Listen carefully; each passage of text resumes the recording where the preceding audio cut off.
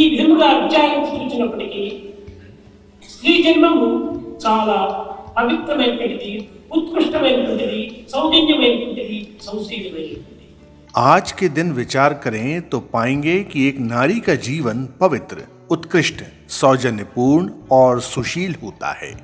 వేదములను ఈ స్త్రీ తత్వాన్ని అనేక విధములుగా కూడా ఆరాధన చేస్తూ వచ్చింది। वेदों में भी इस स्त्री तत्व की आराधना की गई है। వైదిక పూజలందు, వైదిక సంప్రదాయములందు, వైదిక ఆరాధనలందు కూడా ఈ స్త్రీని ప్రధానమైనటువంటి స్థానంలో అందుకున్నట్టుగా यहाँ तक कि वैदिक कर्मकांडों, परंपराओं और पूजा में भी स्त्रियों को एक ऊंचा स्थान दिया जाता है। వైదికోపాసనయందు సత్యవతి, అన్యవతి, నిదానవతి అనేటువంటి పేర్లతో ఈ యొక్క వేదమును అనేక రకములుగా చాటుతూ వచ్చింది।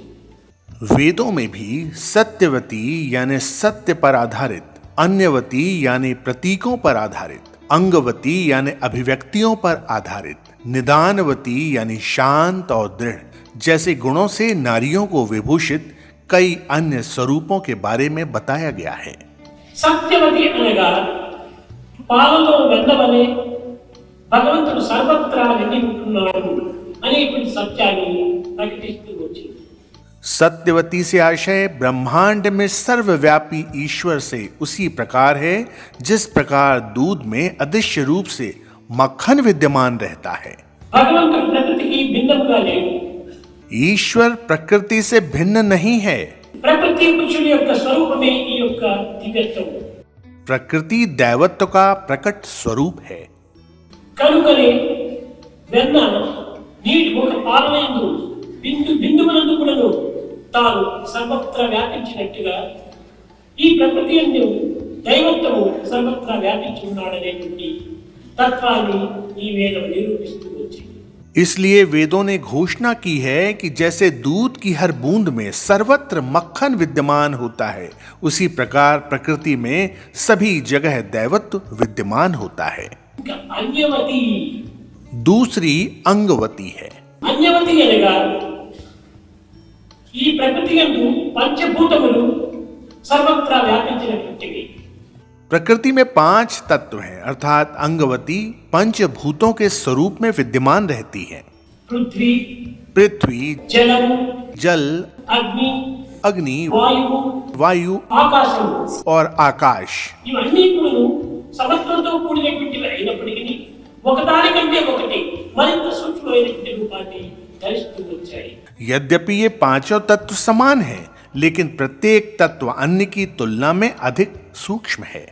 కనుక ఈ పంచభూతములు కూడా పరమాత్మ యొక్క అంశములే అనేటువంటి స్వరూపాన్ని ప్రచార ప్రబోధన చేస్తూ వచ్చింది ఈ వేదము। वेद घोषणा करते हैं कि यद्यपि ये तत्व 5 हैं, लेकिन ये भगवान के ही प्रकट स्वरूप हैं। దీనినే అంగవతి అన్నారు। इसे अंगवती कहते हैं। ఇక మూడవది అన్యవతి। तीसरी है अन्यवती। అన్యవతి అనగా కొన్ని విధమైనటువంటి యొక్క గుర్తులను పురస్కరించుకొని ఫలాని దైవము ఫలాని గుర్తులకు సరైనటువంటి రీతిగా సాక్షాత్కరిస్తాడు అనేటువంటి సత్యాన్ని ప్రబోధిస్తూ వచ్చింది। इसने इस सत्य का प्रचार किया कि कुछ प्रतीकों के आधार पर उसके अनुसार ही भगवान प्रकट होंगे। త్రిశూలధారి ఈశ్వరుడు అని। शिव को त्रिशूलधारी यानी त्रिशूल धारण करने वाला कहा जाता है। త్రినేత్రధారి ఈశ్వరుడు అనేది। शिव को त्रिनेत्रधारी यानी जिसकी 3 आंखें हैं यह भी कहा जाता है। विष्णु जी ने शंख, चक्र, गदा और पद्म यानी कमल धारण किए हुए हैं, जिसमें ये प्रतीक चिन्ह है वो विष्णु का प्रतिनिधित्व करता है। जिसके पास धनुष बाण है वह राम कहलाते हैं।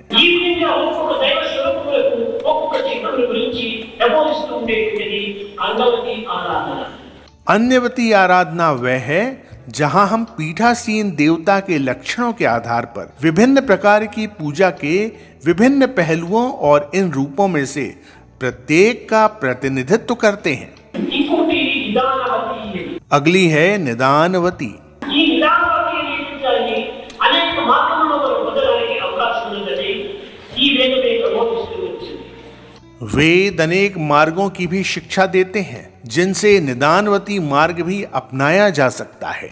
ఇది నవవిధమైనటువంటి మార్గంలో ఈ యొక్క నిదానవతిని పొందవచ్చునన్నారు। निदानवती को 9 अलग अलग मार्गों से प्राप्त किया जा सकता है। ఏమిటి ఆ నవవిధములు? वे 9 मार्ग कौन से हैं? శ్రవణం, కీర్తనం, విష్ణు స్మరణం, పాదసేవనం, వందనం, అర్చనం, దాస్యం, స్నేహం, ఆత్మనివేదనం। ఈ విధమైనటువంటి నవవిధ మార్గములు ఎన్నుకోను దైవత్వాన్ని పొందుటకు అవకాశం ఉందని మనము ఈ వేదమే ప్రబోధిస్తూ వచ్చింది। श्रवणम, भगवान के नाम और उनकी कथाएं सुनकर।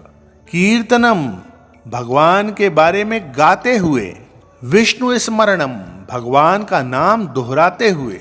पाद सेवनम, भगवान की सेवा करके। वंदनम, निस्वार्थ भाव से ईश्वर की स्तुति करना। अर्चनम, पूजा करके। दास्यम, भगवान के प्रति दास्य भाव। साख्यम, ईश्वर से मित्रता। आत्मनिवेदनम, ईश्वर के प्रति पूर्ण समर्पण। वेदों में कहा गया है कि इन 9 प्रकार की भक्ति करने से भगवान को पाना आसान है। భారతీయ వాంగ్మయ మంత్రికులను ఈ సత్యవతి, అంగవతి, అన్యవతి, నిదానవతి అనేటువంటి స్త్రీ రూపమును ధరించినటువంటిగా నిరూపిస్తూ వచ్చింది।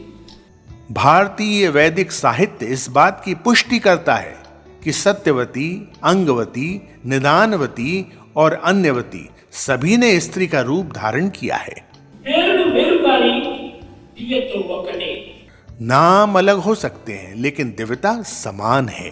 గమ్యం ఒకటే కానీ మార్గము భిన్నంగా కలదు। मार्ग अलग हैं लेकिन लक्ष्य समान है।